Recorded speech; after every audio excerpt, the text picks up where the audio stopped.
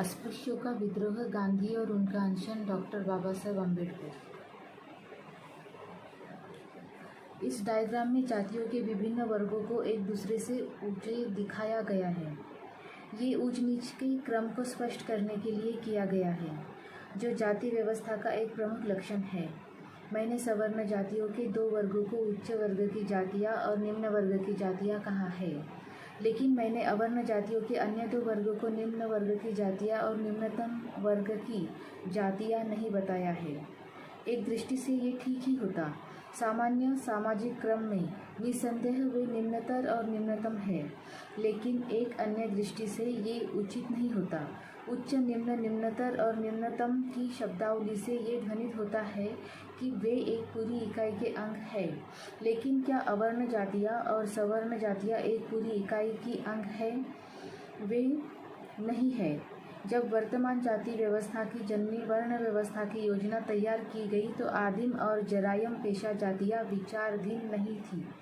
अतः वर्ण व्यवस्था के नियमों में उनके दर्जे और स्थान के बारे में कुछ भी नहीं कहा गया, लेकिन अस्पृश्यों के बारे में स्थिति ऐसी नहीं है।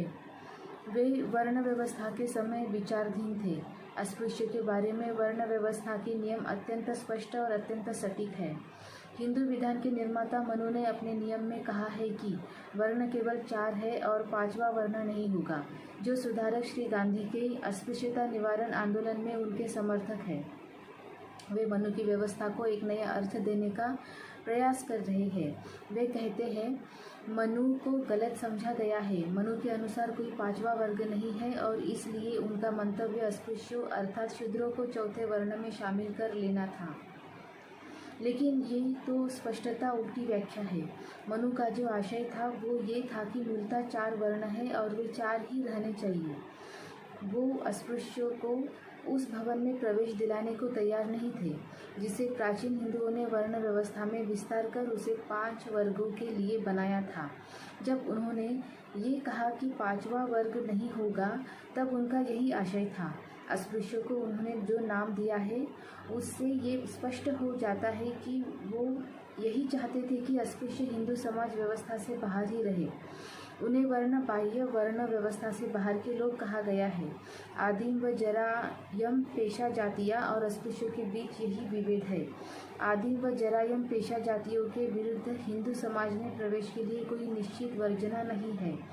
वे कालांतर में उसके सदस्य बन सकते हैं। फिलहाल वे हिंदू समाज से जुड़े हैं और उसके बाद वे उसमें घुल मिल सकते हैं तथा उसका अंग बन सकते हैं। लेकिन अस्पृश्यों की स्थिति अलग है। हिंदू समाज में उनके विरुद्ध निश्चित वर्जना है। उसमें सुधार की कोई गुंजाइश नहीं है। उन्हें अलग थलग ही रखना होगा और वे हिंदू समाज का अंग नहीं बन सकते। अस्पृश्य हिंदू समाज के अंग नहीं है, और यदि वे कुछ है तो वे उसके अंग मात्र है, अंग नहीं। हिंदुओं और अस्पृश्यों के बीच क्या संबंध है? इसकी सटीक व्याख्या बम्बई के एक सम्मेलन में सनातनी हिंदुओं के नेता ऐनापुरे शास्त्री ने की है। उन्होंने कहा है कि हिंदुओं के साथ अस्पृश्यों का संबंध तो वैसा ही है जैसा किसी मनुष्य का उसके जूतों के साथ होता है। आदमी जूते पहनता है, इस दृष्टि से वो मनुष्य के साथ है और कहा जा सकता है कि वो मनुष्य के है, लेकिन वो शरीर का अंग नहीं है, क्योंकि जिन दो चीज़ों को किसी इकाई से अलग किया जा सकता है उन्हें उस इकाई का अंग नहीं कहा जा सकता। जो कुछ भी हो, ये उपमा है बड़ी सटीक। हिंदू समाज की आधारशिला। हिंदू समाज जातियों का घरौंदा है। हिंदुओं की कोई एक जाति नहीं है। ये जातियाँ विभिन्न वर्गों में गठित जन समुदाय है। यही उसकी विशेषता है। ये धारणा उन विदेशियों की है जो इतिहास के विभिन्न कालों में भारत आते रहे हैं। तथापि ऐसे लोग भी हैं जो ये कहते हैं कि ये जाति का कोई असामान्य गुण नहीं है। उदाहरणार्थ प्रोफेसर बेंस का मत है, इस व्यवस्था में ऐसा कोई विलक्षण गुण नहीं है जो अन्य देशों में, यहाँ तक कि पश्चिम के देशों में भी कभी न कभी न रहा हो या न मिल सकता हो, भले ही वो वहाँ अन्य प्रभावों के कारण काफ़ी अरसे पहले ही समाप्त हो चुका है। कुछ समुदायों का धीरे धीरे संप्रदाय अथवा वर्गों के रूप में बदल जाना सामान्य अथवा सार्वभौमिक प्रवृत्ति है, और उनमें कुछ का आनुवंशिक या सबसे पृथक या परिस्थितिवश उच्च हो जाना कोई अस्वाभाविक बात नहीं कही जानी चाहिए। अगर हम आदिम जातियों के सामाजिक संगठन के संदर्भ में विचार करें तो इस तर्क की पुष्टि हो जाती है। आदिम समाज में मनुष्य अभी भी अकेला नहीं रहा, अतः मनुष्यों की सर्वाधिक सामान्य और सर्वाधिक सहज प्रवृत्ति ये है कि वे वर्गों में रहते हैं। ऐतिहासिक कार्यक्रम में इन सामाजिक वर्गों के अनेक रूप बनते हैं। परिवार एक ऐसा ही सामाजिक वर्ग है, वो सर्वत्र पाया जाता है और अब भी है। परिवार के तुरंत बाद उससे बड़ा वर्ग है कुल। कम से कम शब्दों में कहा जाए तो ये कुल, वंश या गोत्र भी ऐसे व्यक्तियों का वर्ग समझा जाता है जो एक दूसरे से अपनी अपनी माँ या अपने अपने पिता के जरिए संबंध की ओर से एक दूसरे से संबंधित हो। दूर के रिश्ते के लोगों को भी भाई बहन आदि समझा जाता है और उन्हें उस कुल का सदस्य माना जाता है।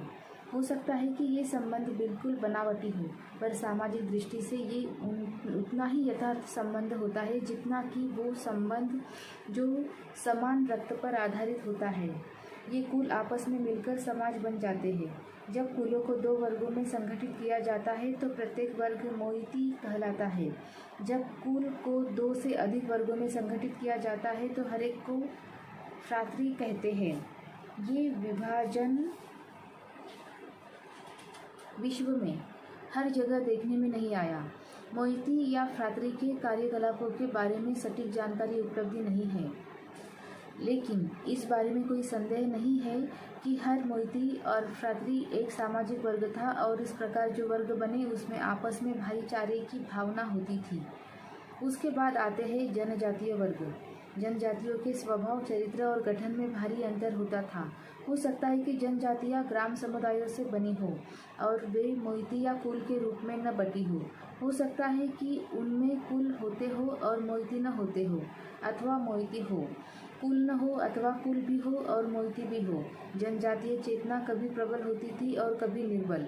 भले ही वर्गों के रूप में जनजातियों का गठन किसी निश्चित नियम के आधार पर न हुआ हो अथवा इनका विकास किसी विशिष्ट दृष्टिकोण के आधार पर नहीं हुआ हो, पर उनमें कुछ समानता होती थी, जैसे एक सी बोली, एक से रीति रिवाज, कमोबेश निश्चित भू क्षेत्र और कोई ऐसी शासन प्रणाली जिसके अधीन समूची जनजाति रहती थी। जनजाति के वर्ग में बड़ा जनजातियों का संघ या महासंघ होता था, लेकिन वो विरल थे। किसी खतरे का सामना करने के लिए जनजातियां परस्पर अनौपचारिक गठजोड़ से कोई एक संघ बना लेती होगी। आदिम जातियों में परस्पर एक होने के दृष्टांत प्रायः नहीं मिलते। प्रसिद्ध हीरोज कोई उत्तरी अमेरिका की इंडियन जनजातियां महासंघ ऐसा ही एक अपवाद है।